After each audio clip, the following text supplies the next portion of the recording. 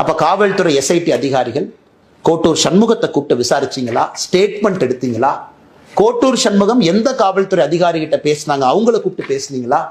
மா சுப்பிரமணியம் அமைச்சரை போலீஸ் ஸ்டேஷனுக்கு கூப்பிட்டீங்களா? எஸ்ஐடி மா சுப்பிரமணியம் உன்ட்ட கேட்டீங்களா? எதற்காக போன் வந்துச்சு, எதற்காக நீங்க பேசுனீங்க, இந்த பேட்டர்ன்ல எதற்காக நீங்க இன்வால்வ் ஆயிருக்கிறீங்க? இந்த கேள்விகளை நம்முடைய எஸ்ஐடி அதிகாரிகள் கேட்டீங்களா? உங்கள் முன்னால் இந்த நேரத்தில் நான் வைத்திருக்கின்றேன் அன்பு சொந்தங்களை.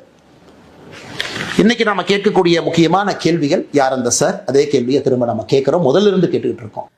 நான் இப்போ உங்களுக்கு ஒரு வழக்கை நினைவூட்டுறேன், தமிழ்நாட்டுக்கு மறந்து போன வழக்கு. நிர்மலா தேவின்னு ஒரு பேராசிரியை, அவங்க பேசின ஆடியோ ரிலீஸ் ஆச்சு. யார்கிட்ட பேசினாங்க? ஒரு பல்கலைக்கழகத்தில் வேலை பார்க்கிற ஒரு பேராசிரியை மாணவிகளிடம் பேசுகிறார். என்ன பேசினார்?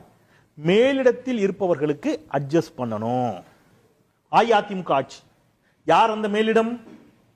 ஒரு வார்த்தை பயன்படுத்துறாங்க, கவர்னர் லெவல்.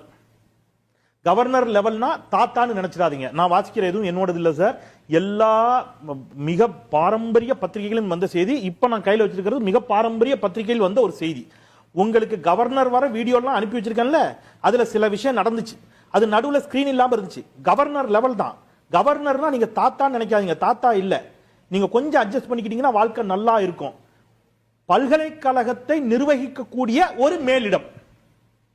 அஇஅதிமுக ஆட்சியில் நிர்மலா தேவி சொன்னாங்க. இப்ப நான் கேட்கிறேன், யார் அந்த தாத்தா? அந்த தாத்தாவை காப்பாத்துனா சார் யாரு? சார் ஆடியோ ஆதாரம் வெளியாச்சு சார். சார் அந்த பொண்ணு சொன்னதை வச்சு எஃப்ஐஆர்ல இருக்குது. அப்ப மறைக்க விரும்பல அரசு. சார மறைக்கணும்னா எஃப்ஐஆர்ல பதிவு ஏத்திருக்க மாட்டாங்க. சார மறைக்கணும்னு விரும்பல.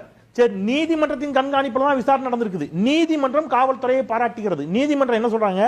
அனைத்து சயின்டிபிக் மெத்தடிலையும் இந்த இதை எல்லாத்தையும் நாங்க அலசி ஆராய்ஞ்சிட்டோம் சார். இன்னைக்கு இருக்கக்கூடிய நவீன காலம், யாரும் அப்படிலாம் என்ன செய்ய முடியாது, யாரும் ஏமாத்திட்டு போயிட முடியாது.